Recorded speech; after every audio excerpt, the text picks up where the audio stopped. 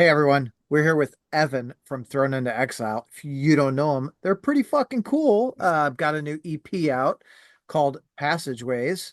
Um, it came out 11/15, so like 5 days ago. Uh, how's the reception been on your end? What are you seeing? Pretty good so far. I mean, people are digging it. We put out a couple music videos for a few of the songs that are on the EP to kind of tie in a little bit more of the visuals. But the response on social media has been pretty cool so far. And we just did our EP release show on Sunday here in Los Angeles. So it was a lot of fun. We tied in a lot of the elements from the music videos to the live performance as well, and we tried some things that we haven't tried in the past. But I figure for a new release, we might as well go a little overboard. Hell yeah, give it a shot, see what happens. What's the worst thing that can happen? It fails? Whatever. Yeah, exactly. At least we tried it. Yeah, that's it. That I think that's how a lot of bands actually get somewhere is to keep like trying new things. I mean, even if I'll use the age old, Metallica, right? They have always evolved, and there was, I think for a lot of fans, there was a lull in their career, but Hmm. they're still, like one of the biggest, if not the biggest metal band in the world, Massive. you Yeah, know. massive. Absolutely massive. Absolutely. And yeah, they did hit a low probably around that load reload area. I Yeah, think, there was probably a gray area for a lot of people. I mean, I was, pretty young during that time, but it was pretty noticeable what was happening and what was going on. But it's cool to see him back up there for sure. for sure. Yeah, so props to you guys for at least trying something and putting something new into your show and trying it because a lot of people are so afraid to, you know, break away from what they know. Yeah, we wanted to do a little bit more stage production, just kind of for the show.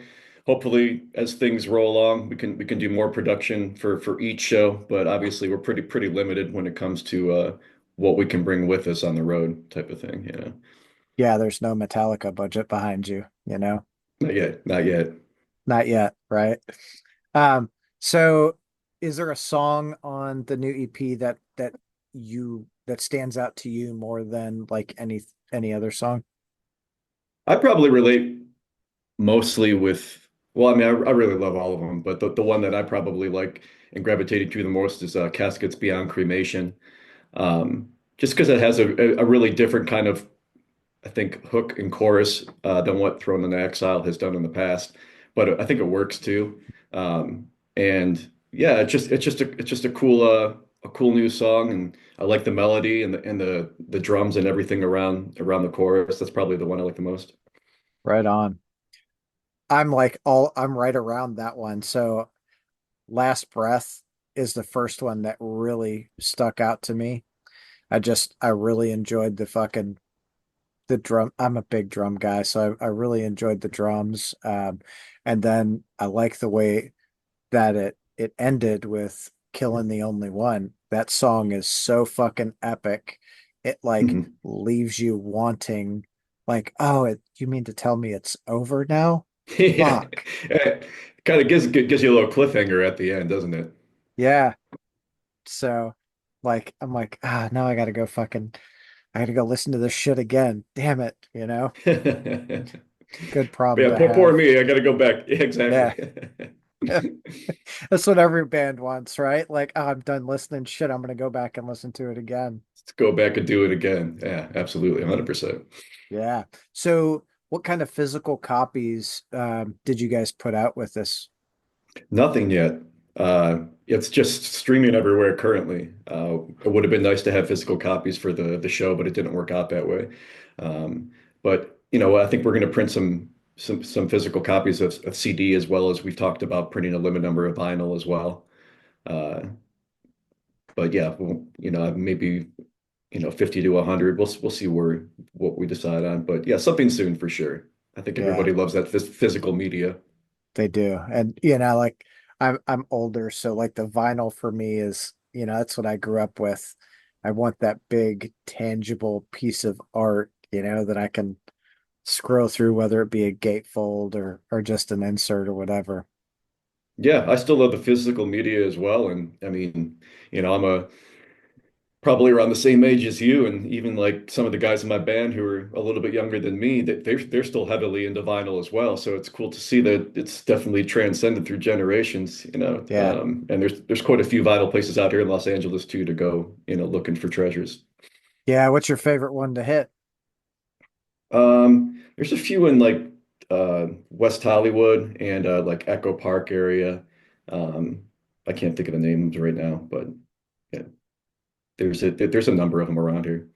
Yeah. Well, I'll call out Amoeba because that I think is the most, Oh you yeah, know, that's like a whole holy grail for sure. Yeah, yeah. absolutely. Yeah. We were out there for the Mr. Bungle Melvin show last year, Oh, and cool. we stayed at the W right across the way. And I was like, told my buddy, I was like, we're going to Amoeba, and he's like, why? Like, why? Because it's the record store you want to go to anytime you're in the area. He's like, okay. I'm like walking out of there with stacks of records. Like, fuck. That's easy to do. They moved locations a couple of years ago, but even with the new location, they're still having like really cool in-store performances and stuff by a lot of like really large bands. So they haven't skipped a beat as far as that's concerned. Yeah, that's cool. Well, when you've got something that works for you, you've got to like really, really just keep on it, you know? But yeah, might as well lean into it. Absolutely. Hell yeah. So with passageways, with passageways, do you have like goals or thresholds that you want to meet with the release? Well, I'm super grateful. One of the goals was to get one of these singles on rotation on Liquid Metal, and it was just added as of yesterday. They added Desolation into rotation on Liquid Metal. So, as an unsigned artist, I mean, it's obviously like anybody's goal. I would think, I would imagine, and yeah, just super grateful for Jose. Putting it on for us. And, it's playing a few times a day. We couldn't ask much more for that than that for an Right. unsigned band, Yeah, thanks, Jose. Like Yeah. he is an ambassador for the metal, dude. Yeah, Just it's huge. Yeah, eternally grateful for things like that. yeah. Now, did that come through via the PR help you get in there, or did you have that connection? We've had those relationships with Jose and Matt Heafy has a show on there as well, the Chaos Hour.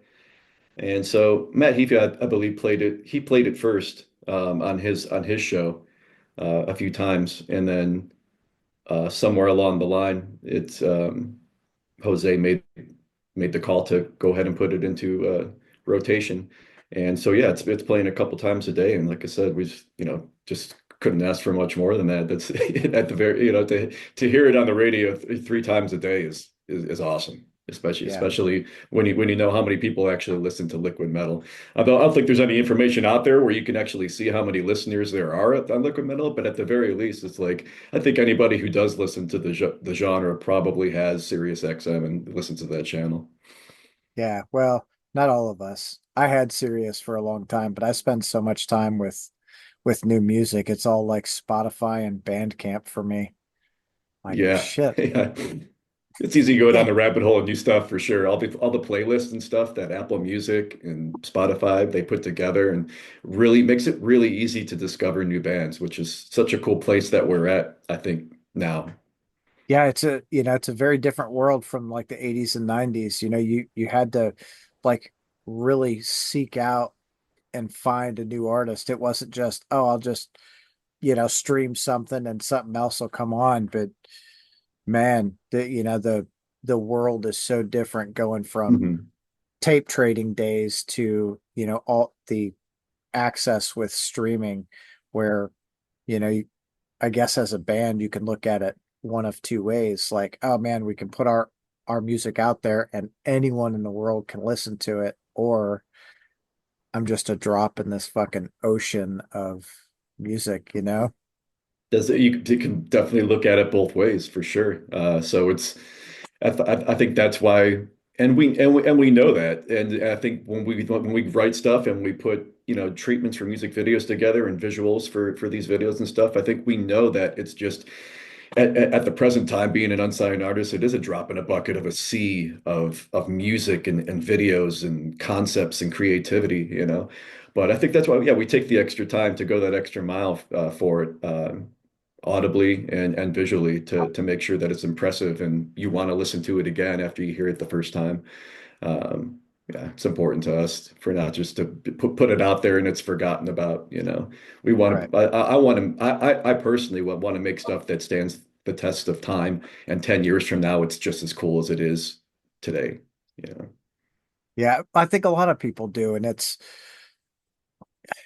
hard. It's really hard to go, okay, I don't want to stick with what's trendy. I want to make what I actually enjoy. And that's in my mind, that's your test is if I actually like what I'm playing, it's going to withstand the test of time. I mean, look at, Led Zeppelin or Black Sabbath or, hell, even, Metallica, listen to the stuff they wrote in 83, 84. It is still, you listen to it today and you're like, man, that still sounds fresh as hell. Yeah, and the streaming numbers online of those albums back then, yeah, I mean, they don't lie. You can see them. It's probably more impressive today and streams more and probably heard more today than it was during that time Yeah. because of the access and the availability to it. Yeah. Yeah. I could tell you probably once a week I'm throwing on, Master or Injustice or Ride the Lightning or Kill 'Em All. Hmm. Like I've got to listen to one of them at one point during the week. Uh, same thing with those early, the Ozzy era Black Sabbath. Like you just have to. So I Hmm. hope in 10 years people are looking at this as like, oh man, like this is still so fucking awesome because obviously it's new, but it sounds fresh. It's not rehashed shit that everyone else is playing. Yeah, I think that's one thing about this era of Thrown into Exile is it's not that doesn't sound quite like a lot of the stuff that's out there, and it may not be for everybody. It's all subjective, but like we don't follow a real specific like subgenre of metal, you know. Like I Right. can't really put a thumb on like what we do and be like, yeah, we're a metalcore band or we are a thrash metal band or we're a deathcore band. Because like I don't think we're any of those things. I think we may have influences from certain subgenres, but at the end of the day, like I mean, my approach to vocals is pretty audible. I try to come with aggressiveness, but still have it pretty audible in what I'm saying because I don't know. That's always been kind of my style. And when I got into singing and wanting to be in a band, I was influenced by like vocalists like Phil Anselmo and stuff at the time who were aggressive, but like it was audible, you know, and you knew what he was saying. So it was just like, okay, this guy just sounds pissed but like but you could hear the words that he was saying, so that's kind of what really influenced me at a younger age. And then when I really started front bands when I was like 23, 24 years old, at that time was like that new first wave of age and all that remains, the God forbids, as they lay dying, Shadow Fall, that whole genre during that time. Obviously, that was pretty influential as well.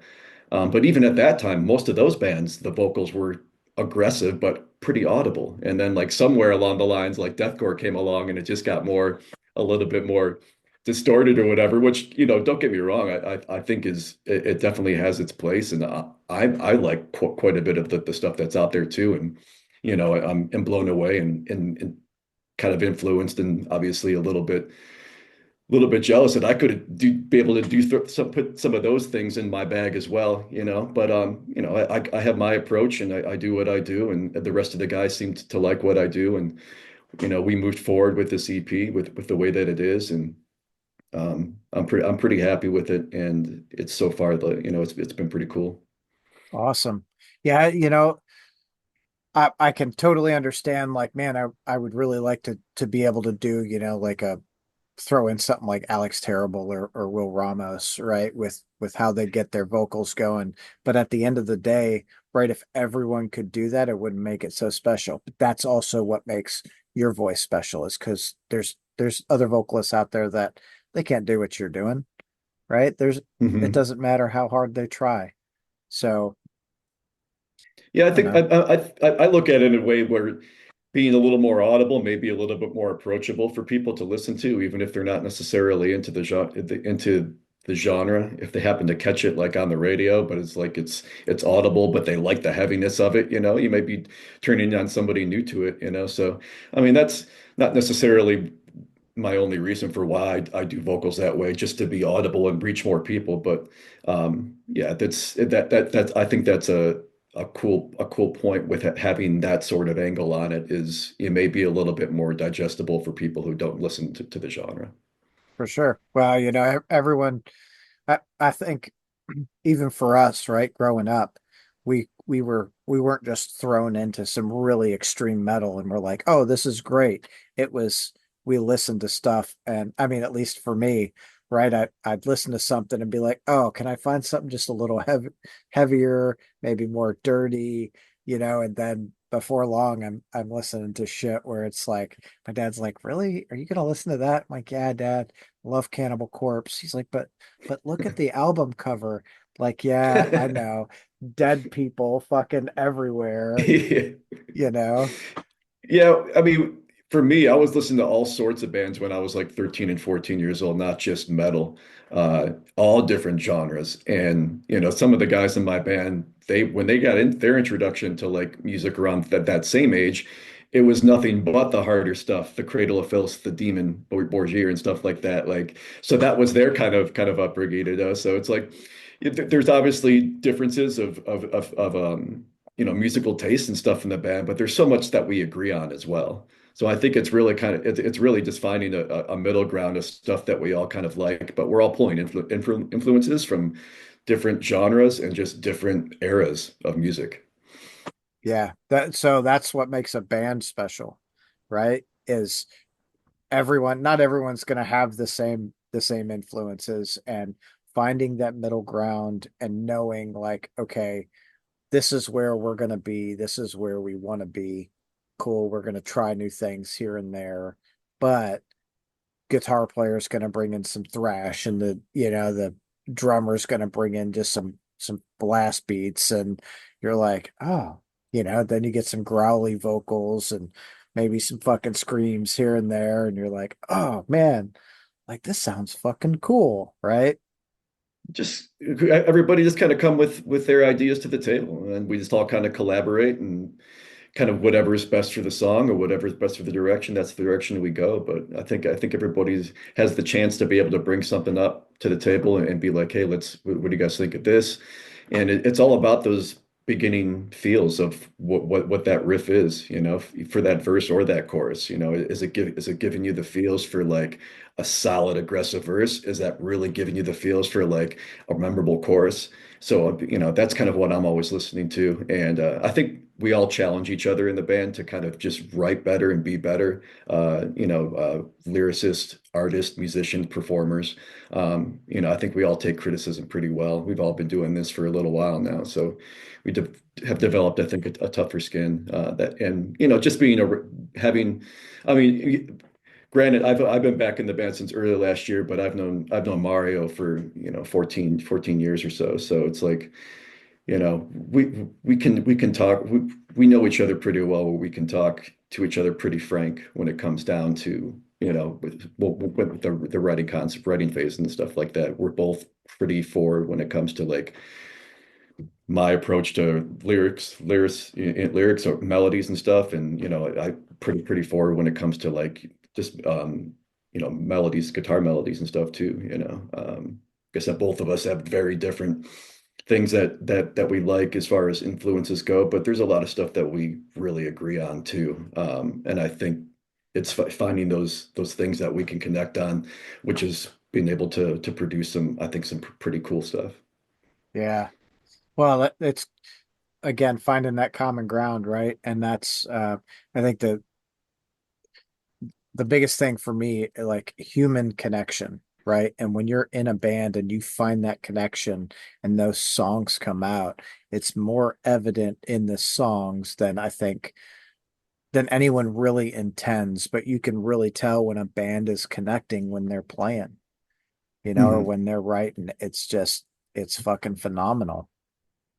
Yeah, this was a really good opportunity. For a lot of the lyrical content surrounding this EP was very personal and was more or less a point of view and a kind of yeah, a point of view basically of the last days of seeing somebody close to you, family member, friend, or something like that. So I think if people kind of like really pay attention to the words and the lyrics, there's something there more than just filler and screaming going on. Yeah, that's cool. So what was that like for you? Like writing the I assume you wrote all the lyrics. Yeah, there was a couple of years ago, my father had passed away, and this was before I joined the band in early last year. So, you know, he passed away unexpectedly, and so the way that he did pass away, kind of really stuck with me. And this was actually the first time I really had an outlet to be able to kind of really write anything so personal. So I can't thank Mario and the rest of the guys enough for me giving me a platform to be able to kind of just tell my story and give some sort of like remembrance and to my father. Uh, so yeah, just a lot of the lyrics just surrounded the last times that I saw him, the last days that I was with him, and stuff like that. So um, yeah, it's been different because in the past I don't think I've ever wrote anything so personal before, but I think I needed something like that because that's why it was kind of just perfect timing because when Mario had hit me up earlier last year to be like, hey, we have these dates lined up for the rest of the year and we need a singer. Can you do it? I was like at the point where I had been away from music for 6 years and I was kind of getting that itch to do something again. And it was, just kind of a no-brainer for me just to kind of to get back in. And after we knocked out all those shows that year, we just started writing new stuff. And a lot of the lyrics just kind of came out pretty natural, pretty organically. And I mean, most of the time, I take them in the past bands. I've always taken my ideas in and been like, "Hey, this is what I have," and we collaborate on it. We come at maybe a different approach for this melody or a different approach for these lines or these words or something like that. But we pretty much stuck probably 95, 98% of all of it, which was a first for me. And so I it still feel pretty grateful that we went with everything and that it's been received so well because yeah, it was just a personal story and you never know how that's going to be received. But hopefully people hear that through the lyrics and they can somehow maybe use it in their own lives to get over whatever they're trying to get over. Yeah, connect with it and move forward. I mean, I think, from an artist perspective, that's always what you hope for, right? Like that you can help someone, through whatever they're dealing with, and for you to be so vulnerable with, with that situation, I think is like kudos to you. There's a lot of shit out there that people need, and they need to know that here I am being all fucking like, oh, so nice. But they need to know that they're not alone, and whatever that is, losing a dad or a brother or, a best friend or whatever, like everyone deals with it, and they deal with the desolation or, whatever. Yeah, I mean, not to get too dark, but after I'm dust and gone one day, these songs and these music videos will still live on. So if I'm still able to help or connect with people after I'm gone, like that's that's a special thing that to me right now to think about that it may help somebody after I'm gone is super cool to me. Um, so I think it's leaving positive stuff out there for the world to see long after I'm gone is I think it's super fucking cool. Hell yeah, it is. You become immortal. In a way, Yeah. yeah. And think about it like that, but yeah, in a way, for sure. I mean that's literally in my mind, that's what it is. You know, every artist who puts something out there, video, canvas, whatever, like as long as that platform is still around, like that artist is immortal. You will forever live on with someone listening to you or talking about you or whatever. Yeah, yeah, 100%. Yeah, there's definitely a lot of truth to that. And thinking about it that way, it makes me just want to put out just nothing but good stuff to like always be able to look back on and be like, oh, that was fucking cool. Yeah. Hell yeah. Well, you know, as long as you're putting out shit you're proud of in the moment, you know, in 6 years, you'd be like, man, that was, you know, we've grown from that. Man, that was really fucking awesome to be in that position at that time. I think so, man. I mean, I feel like we've all been doing it long enough. We kind of know the stuff that fucking that sucks, and know the stuff that sounds good and that doesn't sound good. So, hopefully at this point we're putting our heads together and we're all in agreement in the amongst us before we send it out. So there's not like any sort of like a year from now being like, oh man, it's like we all feel pretty good about the things that we're doing and that we're putting out for right now and looking to start getting back in there and recording new stuff right away. Hell yeah. Hell yeah. All right. Like, all right, it's out. Let's go back to record now. Yeah, because honestly, it's just like it's a little glimpse, I think, into like what this new era could possibly be of Thrown into Exile with me kind of coming back into the group and just the lineup that we have right now and the writing process that we have right now. I feel like we're just scratching the surface with this EP of what we could do. So yeah, I'm looking forward to getting back in there and continuing to write and kind of just seeing where it goes. Hell yeah. So do you feel like with passageways, all of maybe not all of, but the majority of the weight you were feeling from your dad passing, do you feel like that really helped you get through a lot of it? It was yeah, and in my yeah, in my own way, I think it helped deal with a lot of it because ups and downs with a lot of depression and stuff for sure. So I think being able to write that stuff out and uh and being able to get it out and then having this point now where, performing these songs live is even more of an outlet for me because it's kind of getting that anger and frustration out that I may still have that I do still have inside. And it's a constant battle with light and dark. I'm sure with most people it is. But yeah, I mean that's kind of I touch on that lyrically in some of the songs, just about battling light and dark inside of me. And that's that's I think that's every day. And I think a lot of people can relate to that. Yeah, I think so too. It's you know, for me it was my little brother committed suicide five Oh, and a I'm so half years sorry. ago. Oh And my that God. was yeah, it was fucked up. And I still deal with like good days and bad days, you know, a lot. I've I've come a long way from where I was, but man, like that phone call was that was probably the hardest phone call I ever fucking took. So, whatever, you know, you find an outlet to release and move on and you know, for some people it's music, for a lot of us it's music, I feel like. Yeah, absolutely. Or some sort of creative outlet, something to get your mind off of just thinking about it. Because once you start working on that creative outlet, all of a sudden that's all you're focusing on, and it's a break, it's a breather away from that rabbit hole of darkness that's very easy you get caught up in. Yeah. Yeah. So it's nice to have those outlets or those friends or those loved ones to be that are around you to be able to pull you out of it or to have those things around you to pull yourself out of it.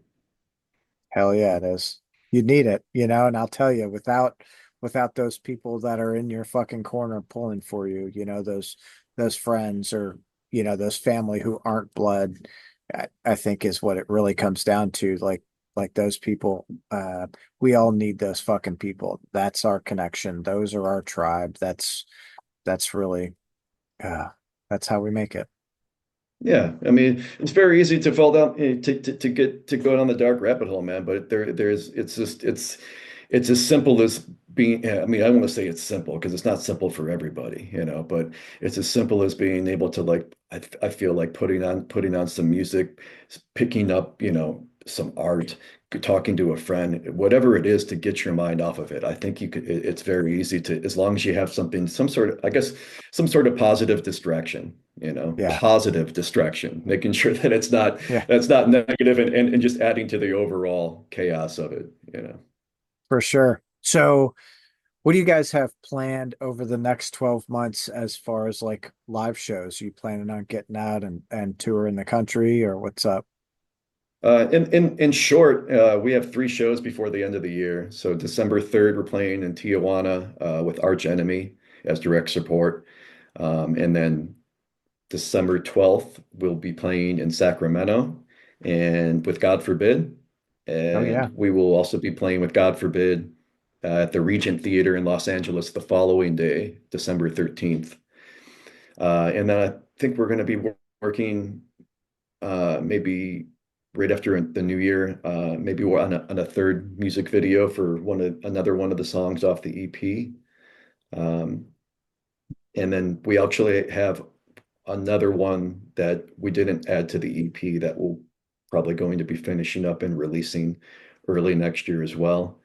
And as far as dates and stuff for next year, we have some things that we're looking at, but nothing's confirmed. So as soon as if we're able to talk about it, we'll definitely shed light on it.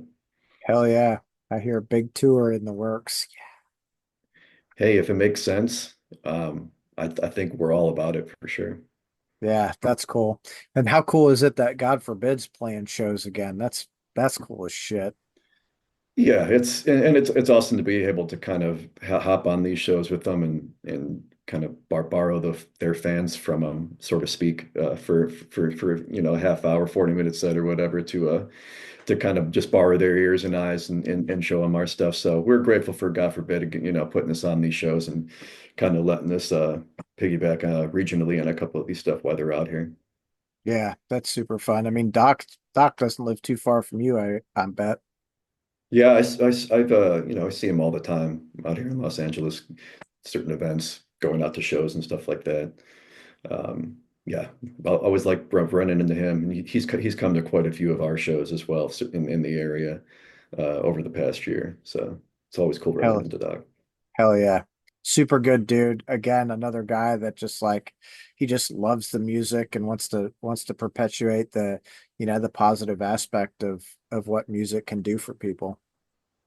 Yeah, I was a big fan of God Forbid and that first wave of American metal and the influence they pulled from bands like In Flames and Soilwork and At the Gates and stuff like that. Like that those bands all influenced me as well. And then yeah, Doc's newer band Bad Wolves is badass as well. So I mean, I'm stoked to be able to do a couple shows with him and the rest of the guys. For sure. Which you say borrow fans, I think you're just gonna gain a bunch of new fans at these shows and they're gonna be like, God for who? Yeah, I mean, we always want to try to, win them over if we think that our music makes sense with people. That's the idea for sure. Yeah. Hell yeah. So what band would you really want to go out and hit the road with and spend, a month or two out on the road with? Hmm. Um, well, Machine Head would be great, but that would be a great band I think to tour with because they're just they're Robin, just their live show is incredible and yeah, obviously undeniable. And they're at the tops and headlining most of these festivals and stuff. But I think our band would make a lot of sense with them. Also think we make great sense with going out and doing tours with like, Orbit Culture, uh, whatever we got, In Flames. Um,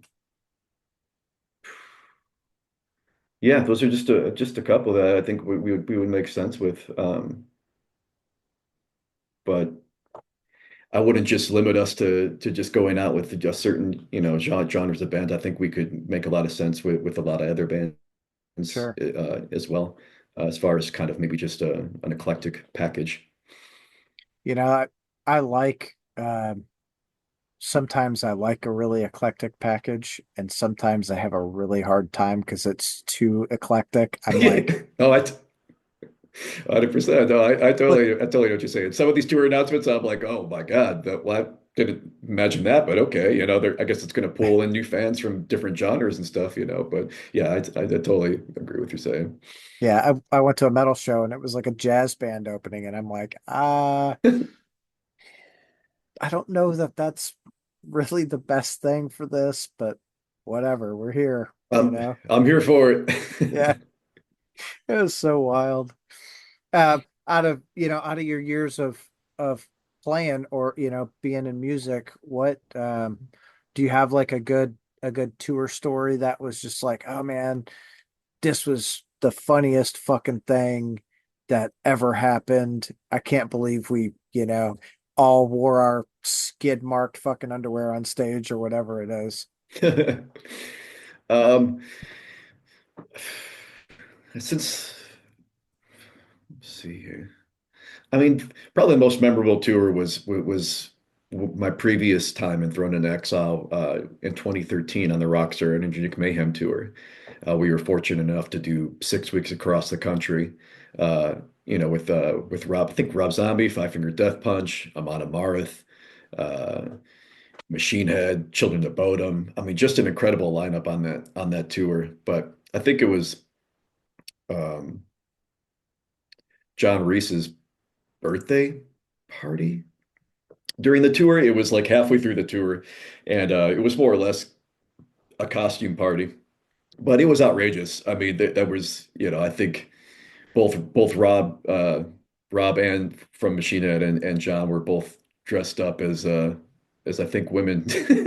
They had dresses on, long wigs and makeup and everything. I mean, we were all pretty ridiculous.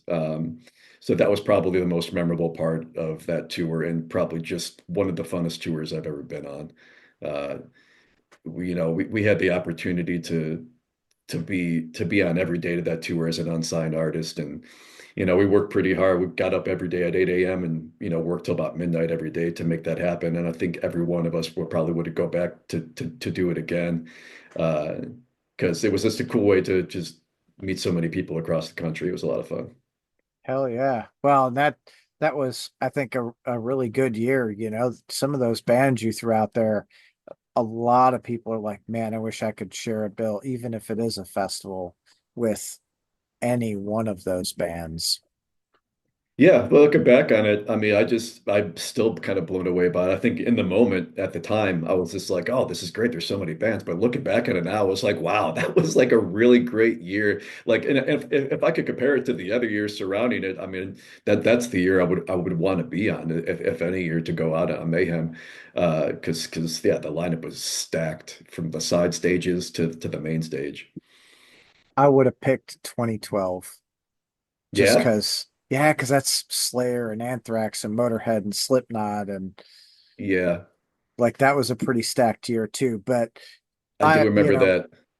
Because we had uh, one that we had played the headbang for the highway that year, and we won the Sumerian Battle for the Bands headbang for the highway. So we opened up the Sumerian stage in 2012. So I remember that because we had just played the San Bernardino date. But yeah, I had just totally forgot Motorhead was on there as well, and Slayer, and yeah, that was a really good year too. The side stages were stacked as well. yeah, yeah, Whitechapel, God, it was some Yeah. really good fun. Like that was actually my wife and I had just started dating, and she's a hippie. And I told her, I was like, listen, I'm going to tell you, I'm a metalhead. I go to a lot of concerts. Just be aware. And she's like, okay. So for my birthday, she got us tickets to Mayhem in Chicago.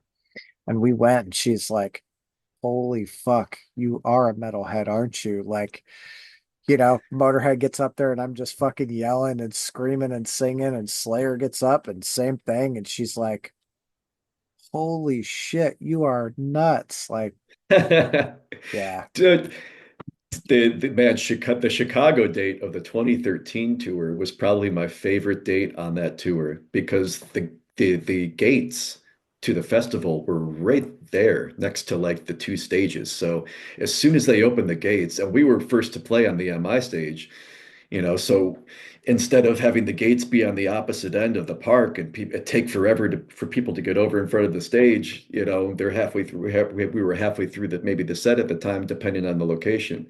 That specific location, I mean, it filled up from front to back very quick. So yeah, that Chicago date was memorable. that's awesome. That's a lot of really quick exposure, because I think that's a lot of bands hate being that first band of the day for that reason, particularly. Like, oh, everyone's going to be waiting to get in. They're not going to see us, or they're going to have to go all the way to the other side of the, festival grounds to find us. I guess they probably had it in Tinsley Park for hmm 2013 too, huh? Yeah. Yeah. Yeah, I mean, I wish all the locations the stages could have been that close to the entrance because I mean it made the most sense. And yeah, it was a pretty exciting tour. It was like it wasn't quite like raining, but it was like overcast, and then it was just a sea of people. And yeah, it was quite memorable. It was a lot of fun, and we didn't mind like we loved, of course, nobody loves, I was loving being first, but like we love to be able to go out there and literally go 100 miles an hour as the first band of the day. Like there Yeah. was a lot of there was a lot of fun in that for us, just to like kind of get the party started and just to see like how quickly we could get a rise out of people that early in the day. That's a great way to look at it. I think a lot of people or a lot of bands don't think about it like that, right? Like we're the first band, like, oh, we're the first band, or like, dude, we get to fucking really get the crowd started. Like as an opening band, my goal is always like, I want to exhaust the crowd. I want them to be sitting down by the time the headliner gets, because they're just like, fuck, I can't do anymore, you know? It's your job to set the tone for the rest of Yeah, the day, for the entire festival. So unless you come out guns blazing, so to speak, and you're going 100 miles an hour, it's like what sort of tone are you setting for the entire festival? So yeah, I think we all recognize that, and we took full advantage of trying to make as much noise and an impact as we could. hell yeah. So do you want to try and get on any like tours or any like festivals now? Like, fuck, well, you guys are close to Aftershock. Yeah, hopefully with the release of the CP, kind of we would love to shop it around and get a little bit more support as far as getting it out there in front of people and getting on tours that make sense, getting on festivals that make sense. I think before I joined the band a year prior, they had gone over to Bloodstock and played Bloodstock in the UK. So I guess maybe that's could be a possibility like in the fall of next year as well. Again, nothing's written in stone. But I figure if they've have already been out there before, there's no reason why I don't think they could go back if there's something to support. Right. That they're coming back. So I would love to be able to go and play these songs abroad. Because I personally have never left the United States to play music. I mean, I've been to Canada numerous times to play. I've been down to Mexico to play and stuff like that. But as far as traveling to Europe to play, that's always been a personal goal of mine. I'm sure most musicians it probably is, but so to be able to play these new songs in that capacity would be another one of those bucket list things for sure. Hell yeah. Well, I think a lot of American musicians are, we want to go to Europe, and a lot of the European musicians are like, we want to go to America. It's funny how that, where everyone's like, man, that means I'm doing something, Yeah. and like us, we'll go over there and come back tens of thousands of dollars in debt and go, man, that is something we did it. Holy fuck, but I just spent, 12 or 15,000 to go and do that. Shit. Yeah. Yeah. Obviously, like it's a goal for any band, but I think doing it strategically and doing it the way where it makes sense. We're not losing our ass, try to hopefully book some shows around like, the major festival and just kind of make maybe like a 7 to 10 day thing out of it and come back, at the very most. But I think, yeah, it'd be cool to get out there. And I think with this EP and the content that we have out there now, music videos and stuff like that. I think we could book some really cool shows and then maybe hop on some cool one-off shows with some cool bands surrounding larger festivals out there, maybe during that week. Yeah, that would like shit, that would be fun. And that I think, the good thing about like England, or the UK, there are so many places to play what I feel like is relatively close, so 7 or 10 days, you could hit a lot of fucking countries in that time. Yeah, no days off. Just go out there and just Yeah. just hammer out like seven or seven shows in a row or something like that. Make it worth it. Yeah. Hell yeah. Well, you've got to, if you're only going to be there a week, you're like you're like 7 shows. I'm like, can you fit 10 shows into those 7 days? Like, You mind doing like a matinee one day and then going to play over yeah, here at night? Yeah, I mean, I think whatever we could do to make most of the time and just go to sleep when we get back for a little bit, yeah, but obviously not worry about that in the moment. yeah. Like get over there, find your meth connection to keep you up all fucking week. Like, all right, we're doing this. I mean, whatever it takes to keep you up, coffee, meth, whatever. Yeah, whatever. It's not that bad for you, is it? Yeah. That's not at all. Not at all. Oh fuck. So, man, I forgot where I was gonna go. It's okay. No worries. What's next? What's next for Ronan and Exile? Um, Yeah, I think we're just kind of shopping this EP around and just kind of seeing if we can get anybody on board to kind of help us out with with what we need to move forward and kind of get this band some more attention. Um, I think with in the short time of what we produced with this EP, as I said before, I think it's a scratching the surface of what we can do. And I think if we had a little bit more time to really just kind of focus on new stuff, we could even produce some stuff to top what we've already what we just put out. Um, Right and I on. think we intend on doing that for sure. Hell yeah. So, what kind of help do you feel you need?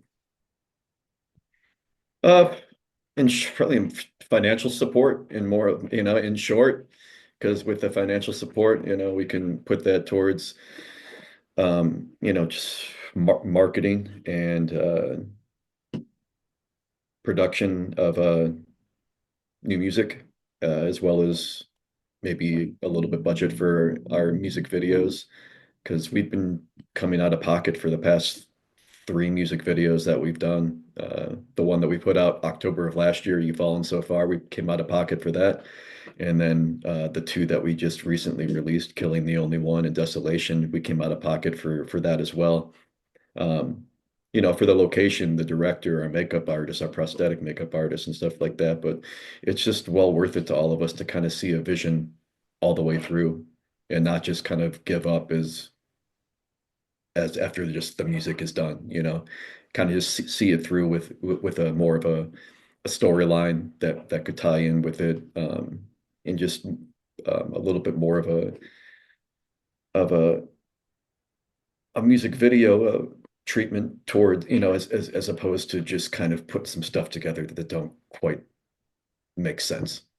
Well, I think that's smart because you've got to have the full vision and really, get that out there for everyone instead of doing it with a half-assed vision. Because I think when you go out there with a half-assed vision, or you go out there with a full vision and you half-ass it, you reach a much lower ceiling than when you give it your all and actually give it the treatment it deserves.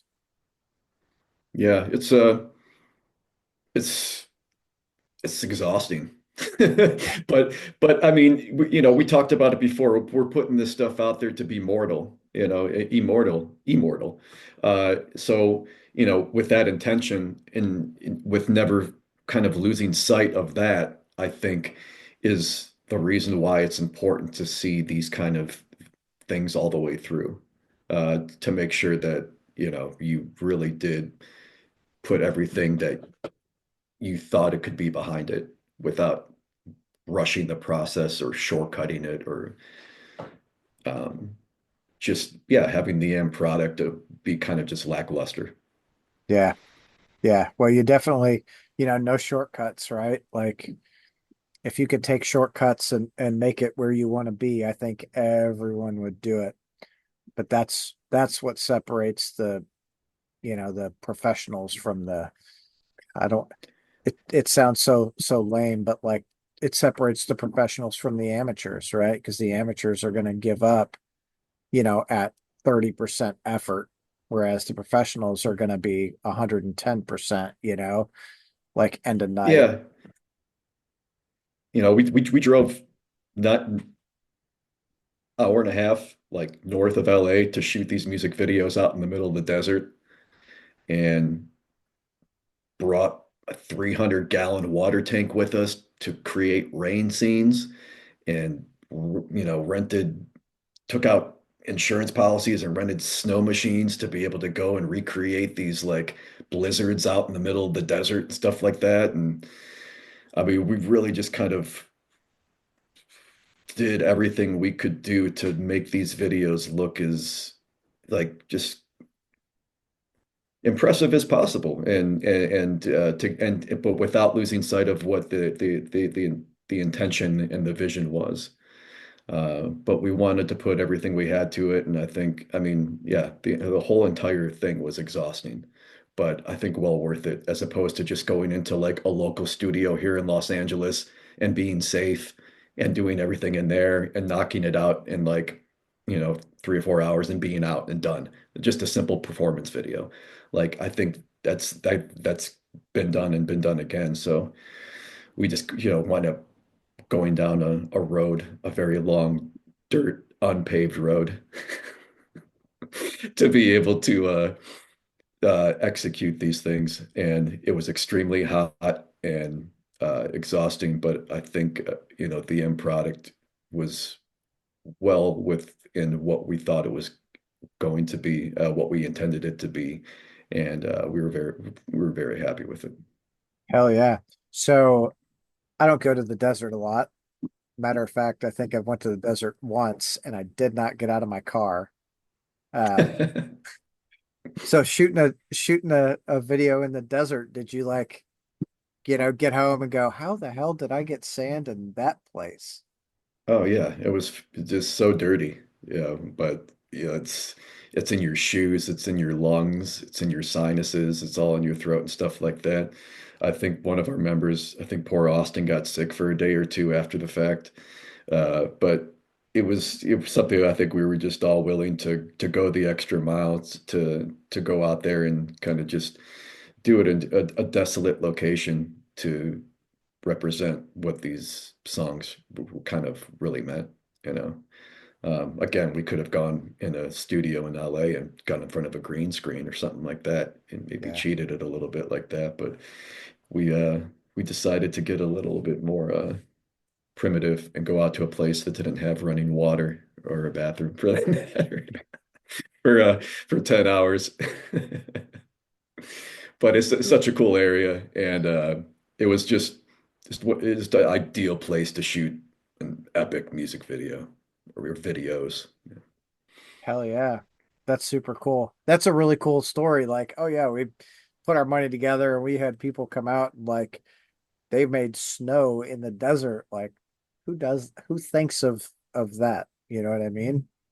Yeah, I mean, like I said, we rented these machines and we created the environments ourselves. We didn't have a team team of people with us. Like we did it ourselves with like maybe like the couple friends and like family members that came out to support us. There was no production team. It was us doing this ourselves. So to have a director like Vicente behind us, to have Missy from Custom Fabrications behind us, doing our prosthetic work and the makeup work on our major actors and stuff like that.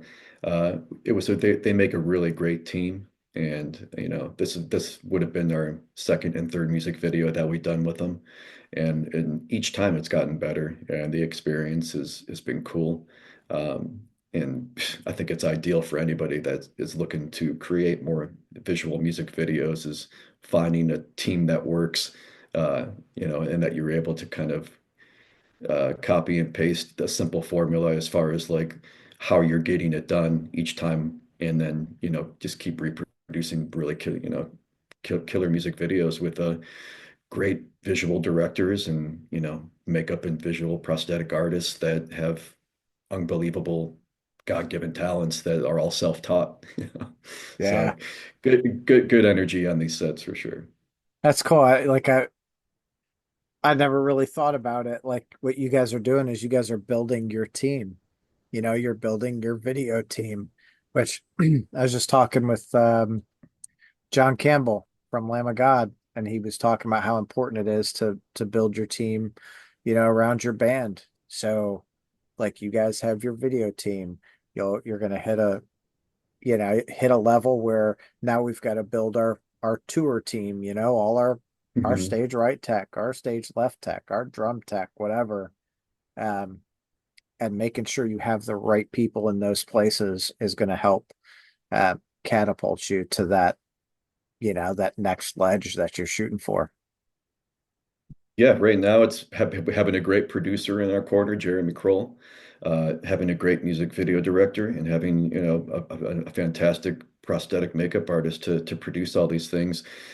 Uh, as far as visually goes, and then yeah, once we just need to that next step, it's coming out with adding a front of the house engineer, front of the house sound guy to our team, or adding a drum tech, adding these people that can help us execute as the band kind of slowly builds its more stage presence and more a little bit more production and stuff to be able to do some little bit cooler things in a live setting.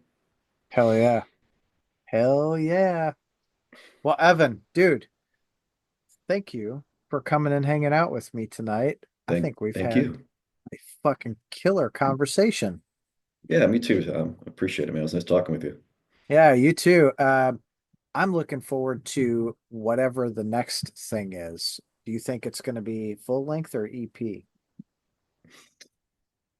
I mean, honestly, I'm a man of just churning out singles, to be honest. I mean, I think obviously it makes sense.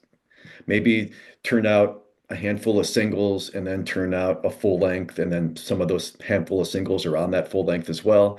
But like for me, I like the idea, and I think following kind of suit to like some other genres, and I think metal's doing it as well too, is just really focusing attention to detail on putting effort into singles as opposed to putting effort into full albums, and maybe having like certain songs being not, maybe not get the full attention as like some other songs. Uh, I think putting the effort into singles, a music video for that single, artwork for that single, merchandise for that single. Like I like going down kind of those roads. Obviously, having a full length album with my name on it and thrown into Exile would be a first, because my first time around this rodeo was a self-titled EP with these guys, and then coming back later, this time around, it was another EP as well. But regardless, it's a step in the right direction of like writing this new stuff. But um, you know, I think just expect more singles, and then probably leaning into a full length at some point. But I know that we like the idea of putting most of the effort and attention into just pushing out singles and stuff like that too, and then moving on to the next type of thing. But see where it goes. Yeah. All right. Well, something to look forward to, whatever it is. either way, we're gonna be working hard at it for sure. And I mean, obviously, after the release of the CP, and I think the end result of how everything sounds and looks, it's definitely kind of inspiring us and motivating us to continue to scratch the surface and do this even further. Hell yeah. Next time it's not gonna be scratching the surface, it's gonna be digging those veins out. Like I got this Just shit. just ripping it right out. Hell yeah. Cool, man. Evan, again, I greatly appreciate your time. I hope you have yourself a great night. And when the next shit comes out, I'm here for you. I'll send it your way, man. Thank you so much for your time. Appreciate it. Hell yeah, dude. Have a great night.